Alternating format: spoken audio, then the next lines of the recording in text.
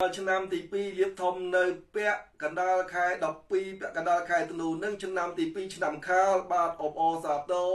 រឬមួយក៏ជូនពរឲ្យមានលៀបសំណាងល្អពិតប្រកប100%ឆ្នាំខាល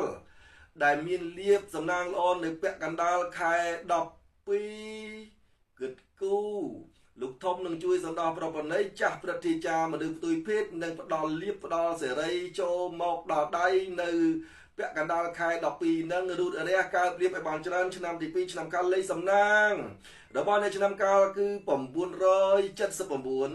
ខមមិនលេខ979ដែលសៀ3ដងចេញសូមឲ្យចង្រៃទៅតាមសៀខមមិនសូមឲ្យបានលៀបពិតប្រកប100%ចូលមកដល់ដៃសម្រាប់ឆ្នាំខាលនៅពាក់កណ្ដាលខែ12ពាក់កណ្ដាលខែធ្នូយើងនឹងឆ្នាំទី2ឆ្នាំខាលពណ៌នាំសំណាងគឺពណ៌ផ្ទៃមេឃពណ៌នាំសំណាងគឺពណ៌ផ្ទៃមេឃសំណាងល្អ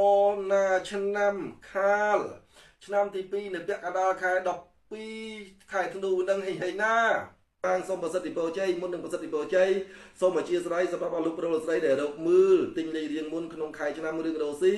ម្នាក់$10មើលវាសនាមួយឆាកជីវិត$111បញ្ជាក់ជូនយន់រាល់ការជាវគឺវាប្រាក់មកមុនហើយបើសិនជាអស់លោកអ្នកត្រូវអំពើផ្ដាច់ស្នេហ៍គឺមានថ្នាំទឹកញីឈ្មោះឡើយបើសិនជាគេធ្វើចងជាមួយចងអីហ្នឹងគឺប្រើសេមាសណាញ់ទិញអតិពលអាក្រក់ជួយគេធ្វើមកលងទៅវិញនោះប្រើសមាសនានឹងអាចមានលៀបជោគជ័យសម្រាប់អស់លោកប្រុសលោកស្រីហើយបញ្ជាក់ជូនអស់លោកប្រុសលោកស្រីនៅ Telegram សម្រាប់នៅក្នុង TikTok ក្តីនៅក្នុង YouTube ក្តីនៅក្នុង Page ក្តី Telegram 071-93405071-8751បញ្ជាក់ជូនសម្រាប់អស់លោកប្រុសលោកស្រីសូមប្រសិទ្ធិពរជ័យសម្រាប់អស់លោកអ្នកដែលក្នុងឆ្នាំ2026នឹងសូមឲ្យ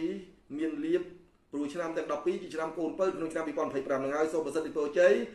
សម្រាប់ឆ្នាំអស់លោកប្រុសស្រីទាំងអស់ក្នុងឆ្នាំ2026រ៉ូស៊ីមានបានពូតាមពីសមុទ្រអាយសស្បៃភពចាស់មានប្រាក់កាយកងទូសរការលួចចេញទិញចូលចំណុចនៃសង្ការទៅទីកន្លែងណាមកកន្លែងណាសុខកដុកលុយមានបានសំណាងល្អណា